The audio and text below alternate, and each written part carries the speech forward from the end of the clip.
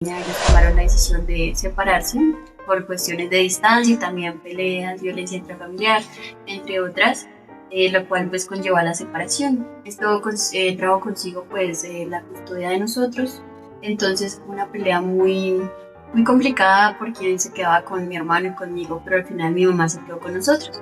Mi papá tomó un poco de distancia y se alejó, él nos mantenía económicamente, entonces mi mamá tomó el rol de pues mantenernos a nosotros. Fue muy difícil porque conllevó también mudarnos de casa, vivir en arriendo, cambiar de colegio y pues fue la situación de no ver a mi papá tan seguido como lo hacíamos antes y de tener esa unión también familiar. Ya pasando el tiempo, mi papá volvió a acercarse a nosotros con una mejor relación y después de eso pues ya logramos hablar, él también pues logró incluirse otra vez con nosotros y ya hay una mejor relación, digamos, entre ellos dos. Sin embargo, en su momento fue muy complejo.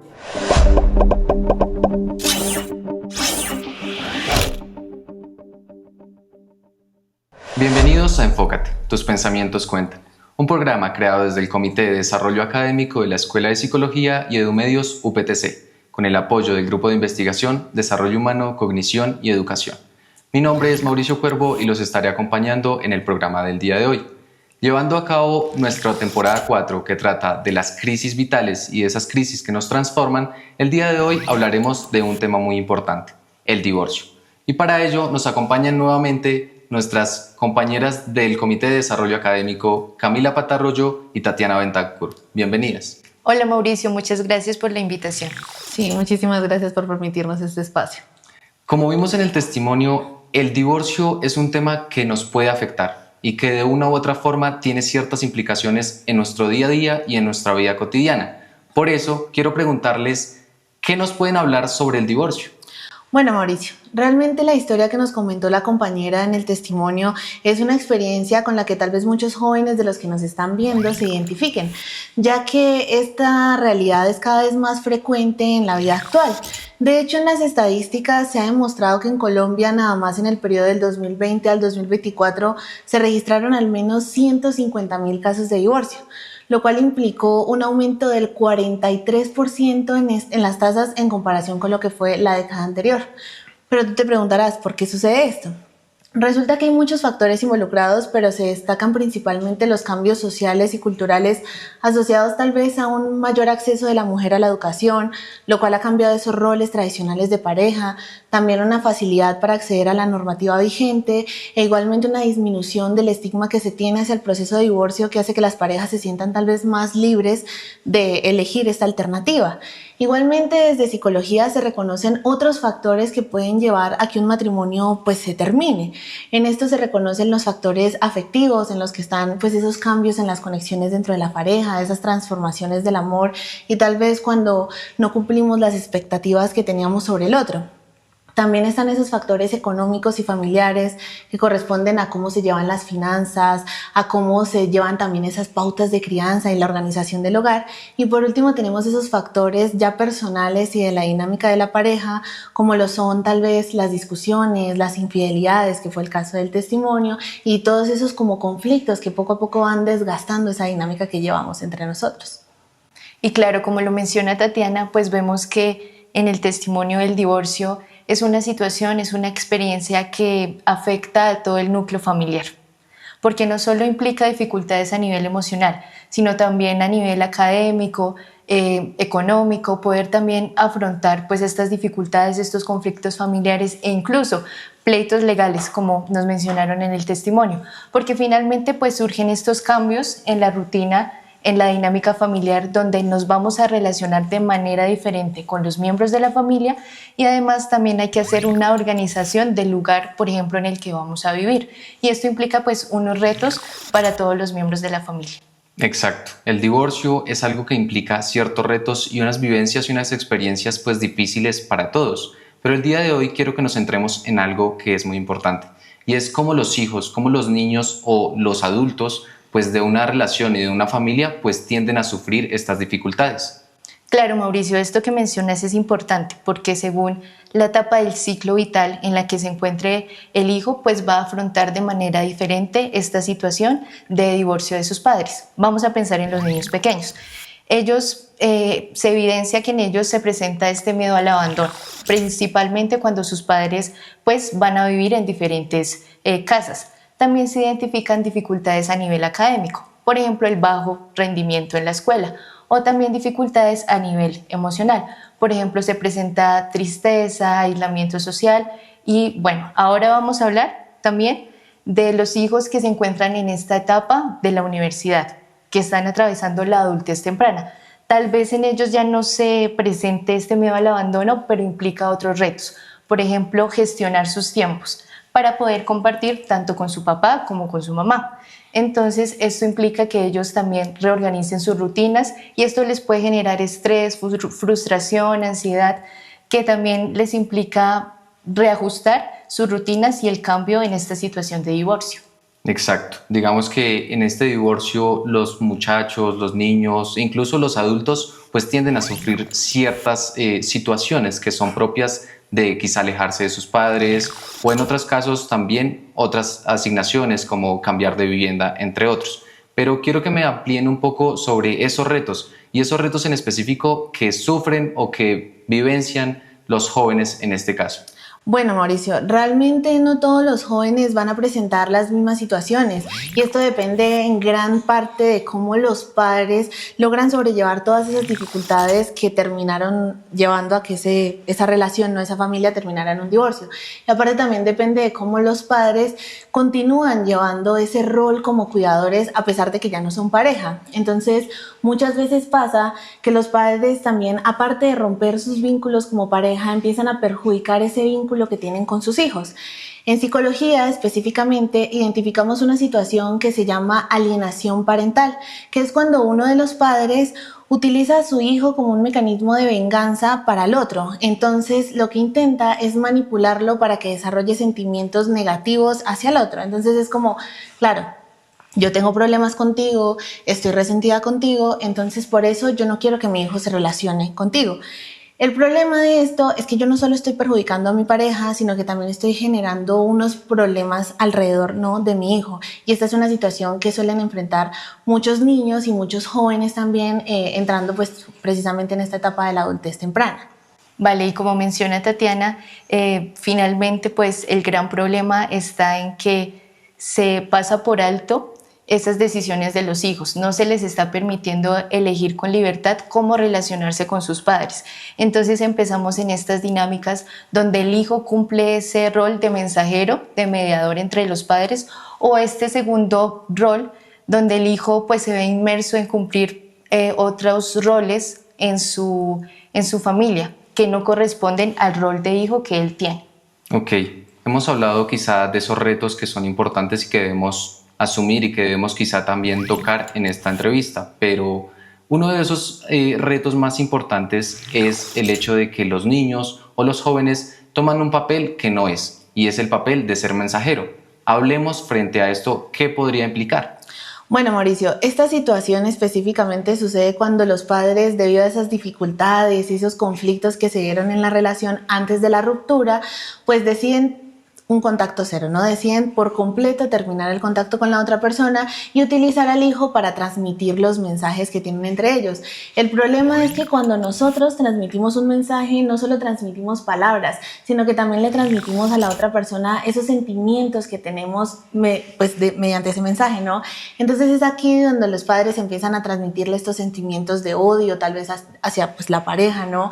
También este resentimiento, lo cual hace que específicamente en los jóvenes, ellos sientan que tal vez están atrapados en una dificultad que no les corresponde, porque finalmente los problemas de sus papás pues son de ellos, no son como tal de los hijos o no deberían por qué inmiscuirlos en este tipo de cosas.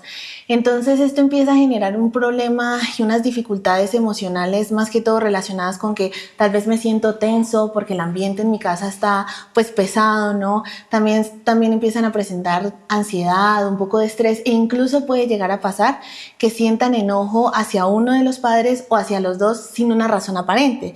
Y es este enojo el que empieza a desatar unas dificultades también comportamentales en donde el joven empieza tal vez a alejarse de sus padres, a cortar esas comunicaciones porque claro, utiliza este alejamiento como una medida de escape a todo ese agobio que le genera estar en medio de los dos y tener como que elegir un bando.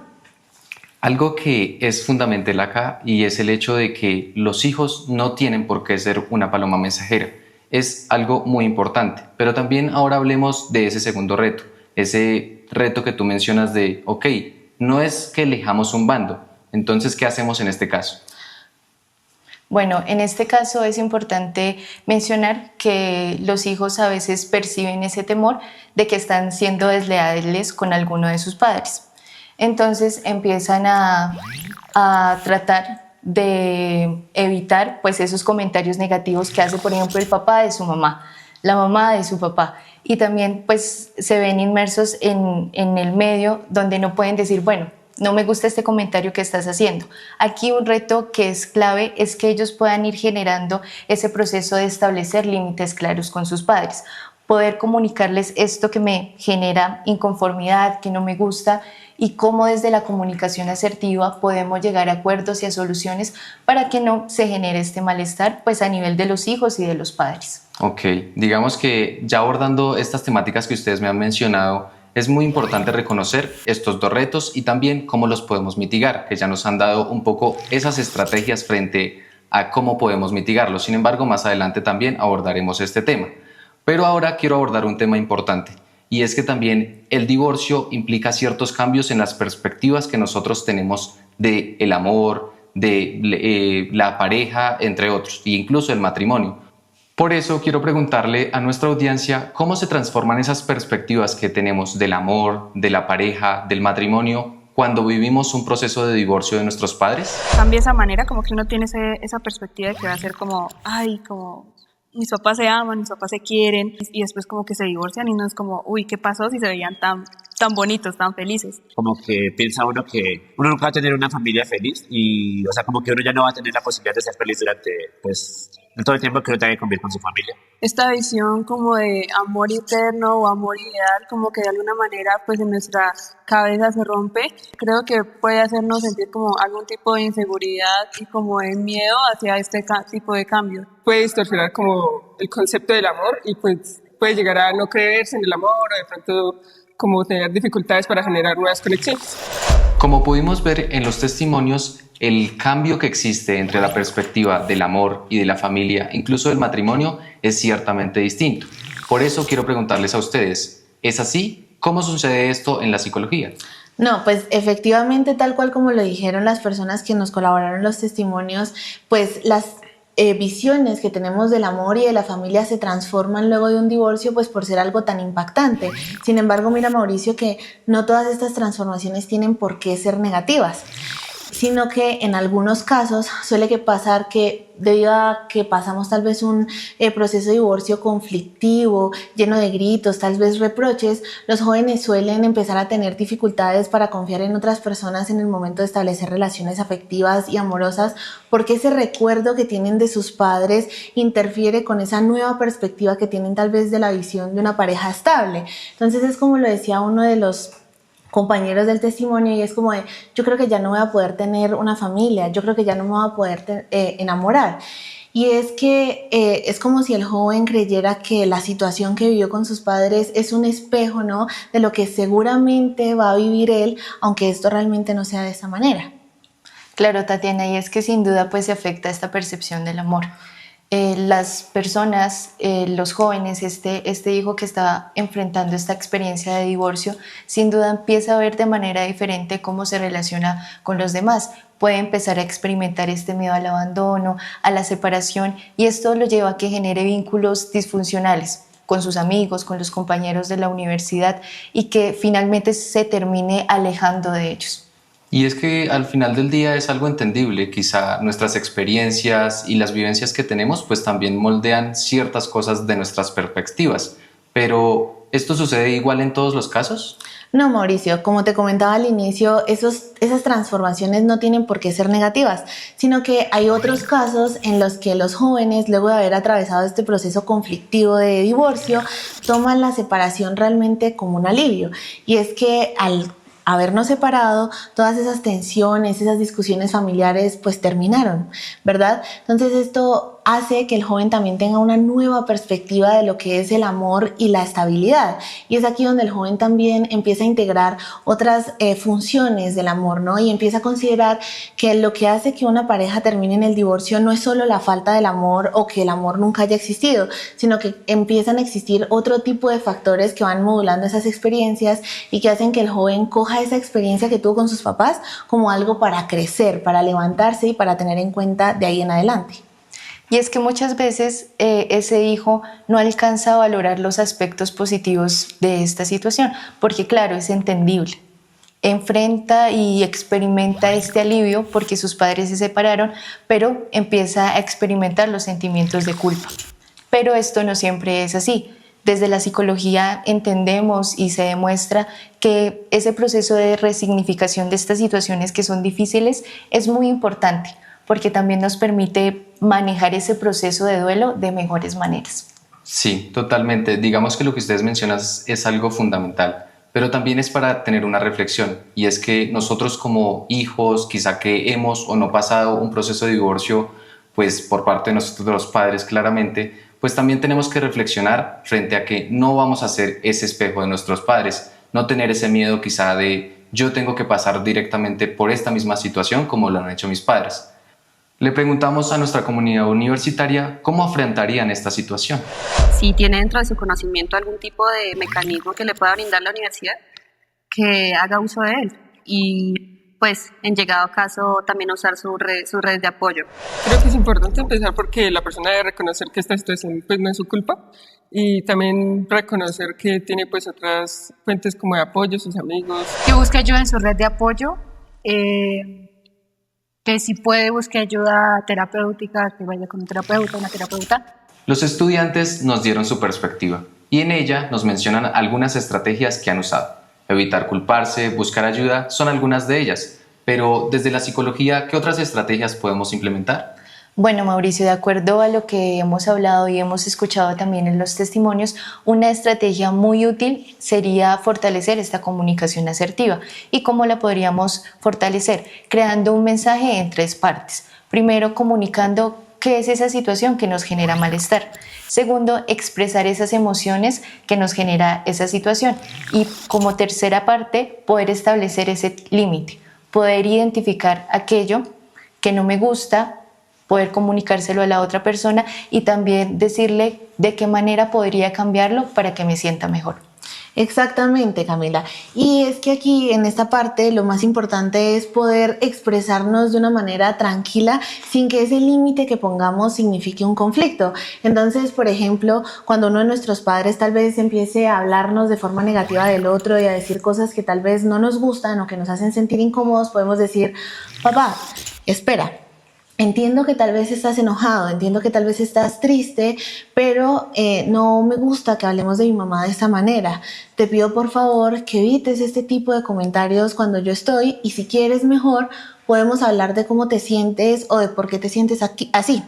Aquí lo importante es que siempre utilicemos frases en primera persona, como yo siento, yo creo que, yo pienso que, me gustaría, para que así la otra persona no se sienta atacada. Igualmente, lo importante siempre es referirnos a esas acciones que hizo que nos hicieron sentir mal y no a la persona en su conjunto. Muchas veces caemos en el error de decir: es que eres un grosero, eres un desconsiderado, no me tienes en cuenta. Todas estas son cosas que tachan a la persona en conjunto. Y lo ideal sería referirnos a esas acciones que ha hecho, como dijiste esto y no me gustó, dijiste esto y me hizo sentir mal.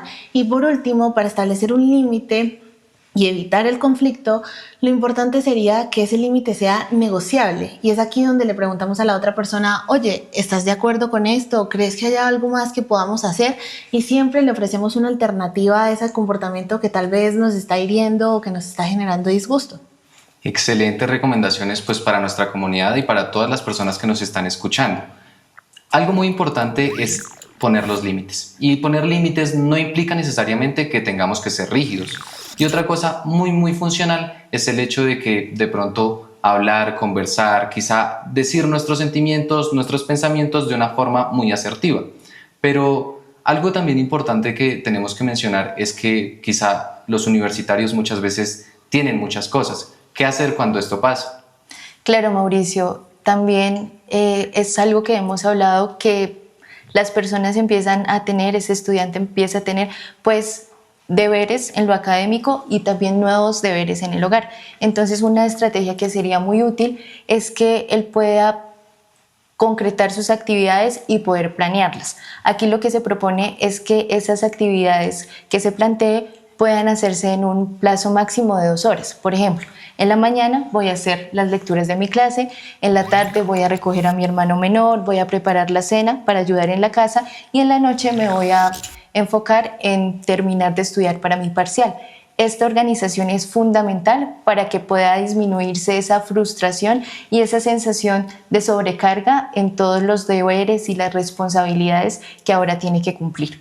Efectivamente, pero no solo basta con tener claras las tareas que tenemos y poderlas dividir e ir haciéndolas poco a poco, sino que es muy importante ir reconociendo esos logros que vamos haciendo día a día, porque esto permita que aumente esa visión que tenemos de nuestra propia capacidad para superar esas dificultades y esos nuevos retos.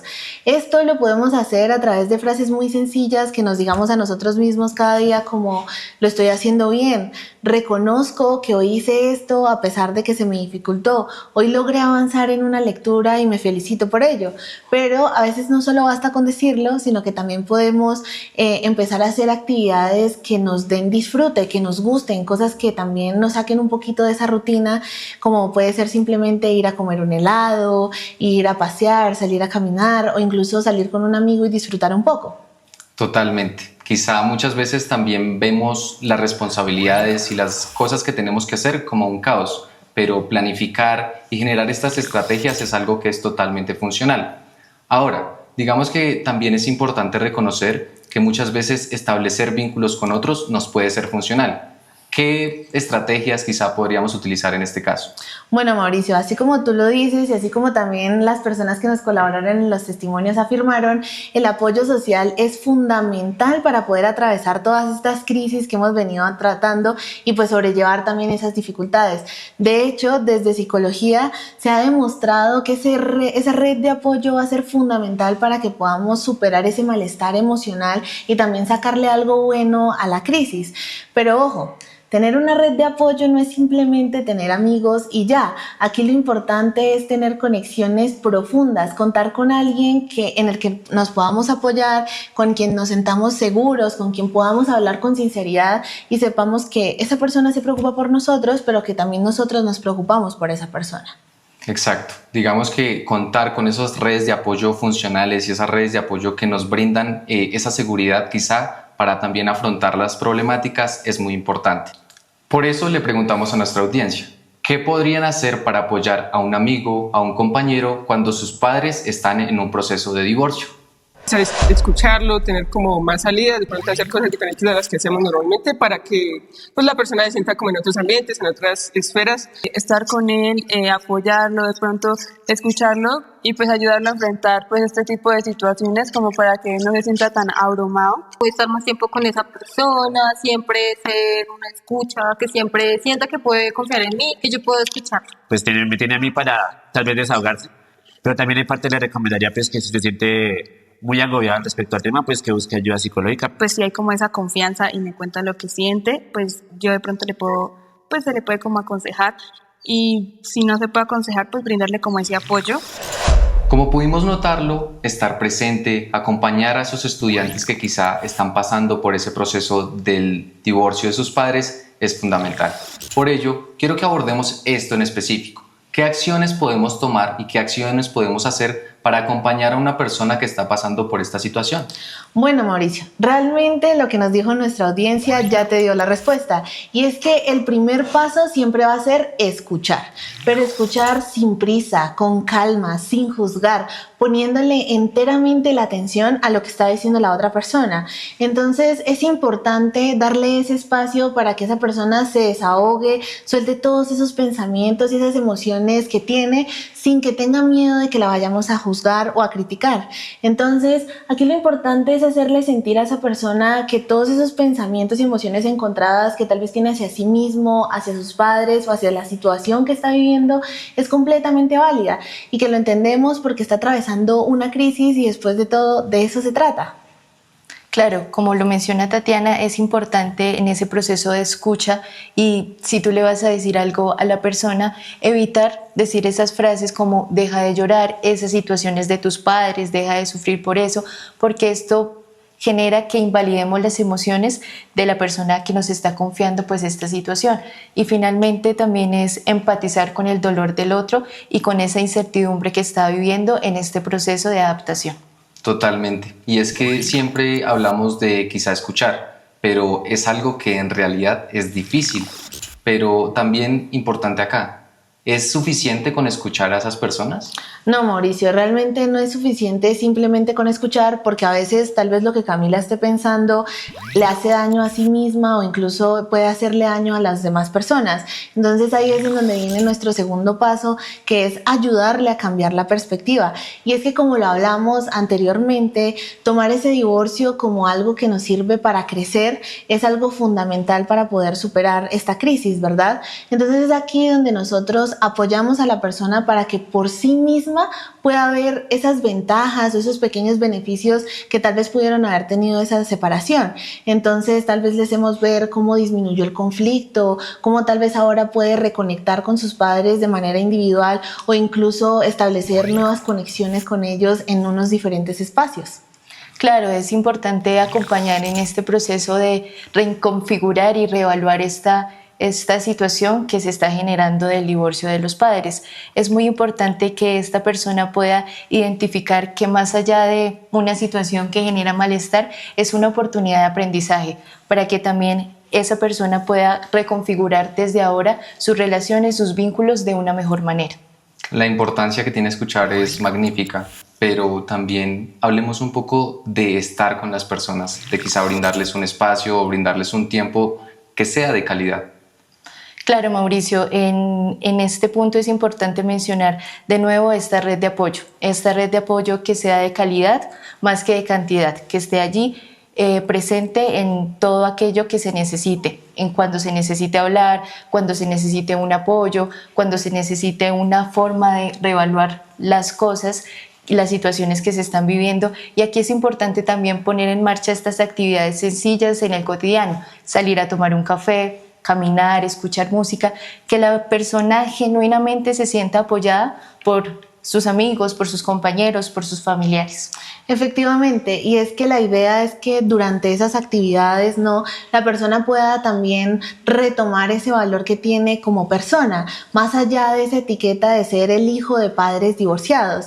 Y es que generalmente cuando tenemos un problema nos centramos tanto en esas dificultades emocionales que nos genera, que es como si nos pusiéramos una venda en los ojos y no viéramos las cosas buenas que hay ahí alrededor. Entonces es necesario que a veces alguien venga, nos acuda un poco y nos diga: oye, tú eres algo más que esto, hay más cosas por hacer, hay más cosas por ver y se puede salir de aquí. Y eso se logra a través de esas pequeñas actividades y acompañando con cosas sencillas. Totalmente cierto. Hemos abordado el divorcio y el divorcio cómo afecta a nuestros hijos y a los hijos que pues de una u otra forma tienen una red de apoyo baja o tienen una red de apoyo alta.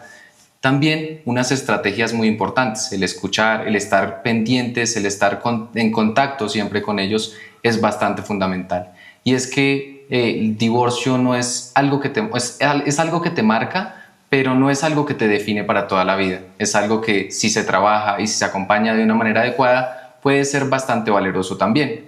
Muchas gracias a ustedes por acompañarnos el día de hoy, Tatiana, Camila, y por habernos brindado este espacio. No, gracias a ti, Mauricio, de verdad estuvo bastante bueno la charla. A ti, Mauricio, gracias por la invitación. Gracias a ustedes también por acompañarnos en este episodio. Los invito a que nos sigan en nuestras redes sociales como @CDAUPTC en Instagram y en TikTok. También a que no se pierdan el próximo episodio, en el cual hablaremos de la migración en busca de oportunidades. Nosotros somos Enfócate, tus pensamientos cuentan. Hasta la próxima.